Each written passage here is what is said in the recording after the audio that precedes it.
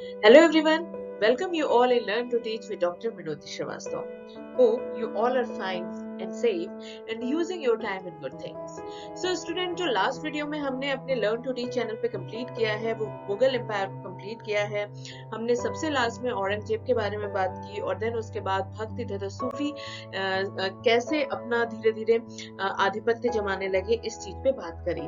तो अब अल्टीमेटली जो दिल्ली सल्तनत थी उस पे जो मुगल एम्पायर का रोल था या ऑल ओवर इंडिया की बात करें तो जो मुगल जितने भी शासक रहे हैं उनका धीरे धीरे वो खत्म होना शुरू हुए और उनकी जगह नए रिलीजन पावर इंडिया में शुरू हुई और इसके साथ ही साथ यूरोपियंस की एंट्री जो है वो इंडिया में आनी शुरू हुई। तो आज हम नेक्स्ट चैप्टर स्टार्ट करते हैं अपना पोस्ट मुगल रूल, जिसमें हम बात करेंगे regional power and incoming of Europeans.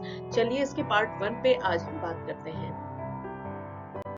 Ultimately student, इस चैप्टर में हम ये बात करेंगे कि कैसे धीरे धीरे भारत से जो मुगल एम्पायर था या मुगलों का जो शासन था वो खत्म होना शुरू हुआ और उसके पीछे जो रीजन रहा था वो यूरोपियन पावर का एस्टेब्लिशमेंट था।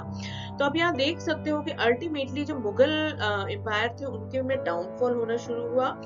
डाउनफॉल के जो पीछे रीजन था वो रीजन कहीं ना कहीं यूरोपियन पावर का एस्टेब्लिशमेंट था इन इंडिया, यानी कि भारत में यूरोपियन पावर एस्टेब्लिश होना शुरू हो गई थी। और क्योंकि यूरोपियन पावर एस्टेब्लिश होने लगी थी तो उससे जो भारत की सामाजिक और आर्थिक प्रकृति थी उसमें काफी कुछ चेंजेस आने शुरू हुए थे। तो आप यहाँ देख सकते हो society and economy changes in the 18th century Indian subcontinent. जो इंडिया के उपमहाद्वीप थे उसमें बहुत से ऐसे चेंजेस हमें देखने को मिलते हैं यूरोपियन के आने से। Many new Mughal imperiors assumed the throne one by one. तो ये तो सारी चीजें हमें पता ही है कि औरंगजेब के बाद बहुत से मुगल एम्पायर थे जिन्होंने एक के बाद एक राजगद्दी को संभालने की कोशिश की, बट वो सभी कहीं ना कहीं वीक दिखे। उनकी जो शासन था वो काफी कमजोर था और आप इस हिसाब से कह सकते हो कि 150 साल में कुल 12 मुगल जो एम्पायर थे, राजा थे, उन्होंने कोशिश की बट कोई भी सक्सेसफुल नहीं हो पाया क्योंकि दूसरी तरफ यूरोपियन पावर अपने में बढ़ रही थी। तो कहीं ना कहीं इनका डाउनफॉल होना वहीं से शुरू हुआ। तो अब स्टूडेंट हम बात कर लेते हैं क्योंकि अब जो बात है वो पूरे के पूरे इंडिया में किसी भी पावर या किसी भी आप कह सकते हो कि किंगडम की बातें नहीं होती थी। अब जो किंगडम होने लगा वो रीजनल लेवल पे यानी कि क्षेत्रीय बेसिस पे लोग अपना आधिपत्य जमाना शुरू किया। तो इसमें सबसे पहले जो रीजनल पावर भारत में निकल के आए थे वो थे बंगाल और हैदराबाद। बंगाल इसलिए क्योंकि जो मुर्शिद कुली खान थे, इन्होंने औरंगजेब के साथ भी काम किया था और बंगाल अपने आप में एक इंडिपेंडेंट किंगडम माना जाने लगा था। ये जो मुर्शिद कुली खान थे ये दीवान थे बंगाल के और फिर इन्होंने ही उसको एक रीजनल पावर के रूप में आगे बढ़ाया। Transfer the capital of Bengal from Dhaka to Murshidabad. इन्होंने ही बंगाल की कैपिटल ढाका को चेंज करके मुर्शिदाबाद चेंज किया, मतलब ढाका से मुर्शिदाबाद चेंज हो गई। इंट्रोड्यूस द सिस्टम ऑफ लिजारा, और इन्होंने जो मुर्शिद कुली खान थे इन्होंने एक सिस्टम इंट्रोड्यूस किया जिसका नाम था लिजारा। He worked to promote agriculture, trade और इंडस्ट्री। इन्होंने अपने रीजनल पावर को प्रमोट करने के लिए वहां के डेवलपमेंट के लिए एग्रीकल्चर पे काम किया, बिजनेसेस पे काम किया और नए नए उद्योगों को एस्टेब्लिश किया।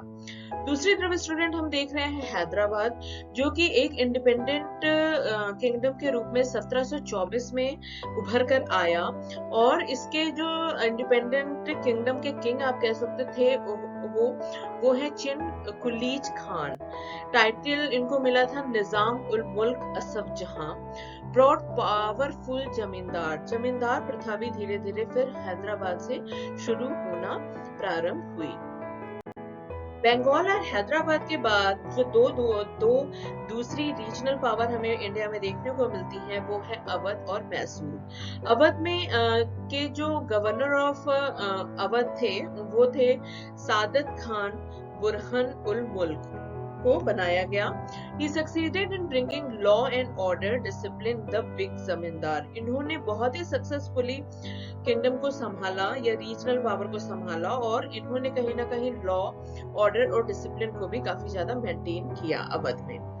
Empowered and politically strengthened the local money lender and banker। इन्होंने लोकल मनी लेंडर, जो कि लोगों को पैसे देते थे, उससे वो रोजी रोटी कर सकते थे, अपना व्यवसाय कर सकते थे, उनको एम्पावर तथा स्ट्रेंथन करने पे इन्होंने बल दिया। Well paid, well armed and well trained standing army को भी इन्होंने एस्टेब्लिश किया अपने राज्यकाल में। तो एक तरीके से देखा जाए तो अवध में जो सादत खान, बुरहान और मुल्क थे, उन्होंने बहुत ही सक्सेसफुली रीजनल पावर को एस्टेब्लिश किया। दूसरी तरफ स्टूडेंट्स हम देख रहे हैं मैसूर। मैसूर जो कि पार्ट था साउथ इंडिया का, was an important power in South India. बहुत ही इम्पोर्टेंट पावर थी मैसूर की साउथ इंडिया में। Political leadership of Hyder Ali. Hyder Ali का एक तरीके से लीडरशिप आपको यहाँ पे देखने को मिलती है।